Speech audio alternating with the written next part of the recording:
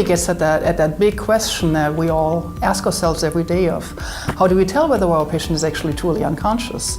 And is being unconscious different than being anesthetized, or is the anesthetic state something that is very different? So definitely a very, very exciting panel that gets at the core of what we do every day. Anesthesia management for endovascular therapy for stroke can be called a brain code. One needs to show leadership, knowledge and wisdom to get the best patient outcomes, and every second counts. When your pager goes off and there is a stroke patient en route to the emergency room and probably to the OR, as anesthesiologists, we need to start planning quickly.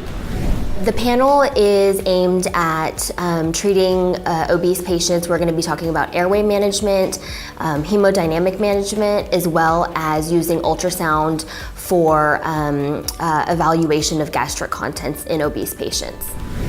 We're trying to deal in an innovative manner with common controversies in ambulatory anesthesia and some not so common controversies as well.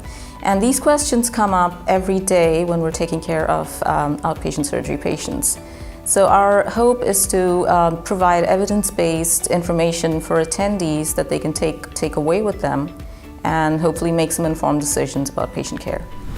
This is an important topic because it's a recurring theme in anesthesia that if anesthesiologists are to maintain their value to the healthcare system, they need to become experts beyond just taking care of patients in the OR or in the pain clinic.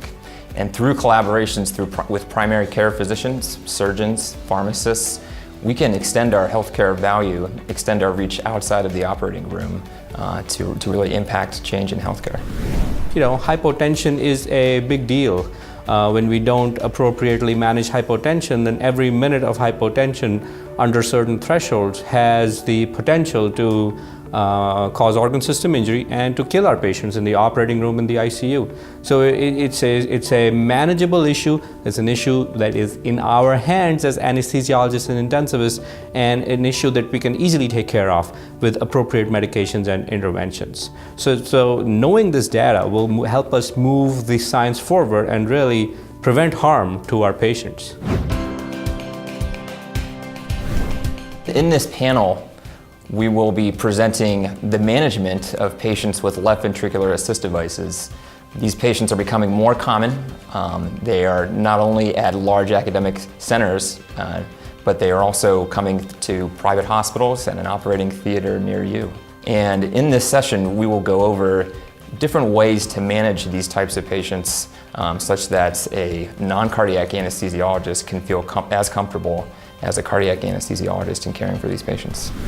Obviously there's an opioid crisis, but even for substances that are much less concerning, like cannabis, which is probably less dangerous than alcohol, there are many barriers, social, regulatory, and ethical, for researchers who want to conduct research with these. And we need more information to make well-based decisions about approval or distribution or prescribing of these substances. Traumatic brain injury patients appear in anesthesia schedule for non-neurologic procedures such as spine or orthopedic injuries commonly. We cannot do a whole lot about the primary injury, but we can make a difference in patient outcome by avoiding secondary injuries. So the key takeaway from this panel, it actually pertains truly to both men and women, but it talks about implementing change and making it a positive experience for people.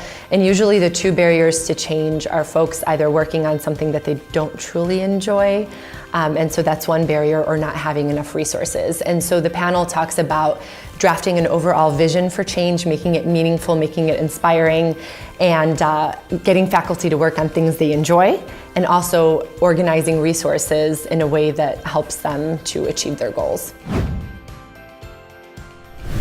Now, under the pressures of healthcare reform and value-based care, many of us feel a little burned out and losing the connection to why we started to do medicine many years ago when we chose medicine. And healthcare disparity is a way to reconnect with why we're here. And so to think again about how healthcare is for everybody, in particular for the poor and those who need, and how we can do something and how we can connect to people who look differently, learn something about it, and feel that connectedness to our patients and to our colleagues who may be different from us can be enriching and grounding and reinvigorating when you have a really bad day.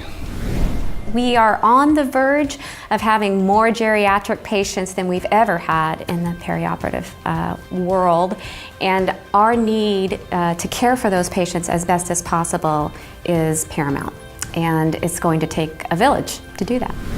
This panel will address 3 new developing technologies and how they can relate to anesthesiology basic science research.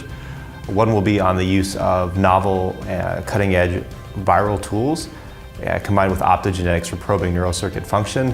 One will be on next-gen sequencing, and one will be on the application of CRISPR-Cas9 technology to neurocircuits.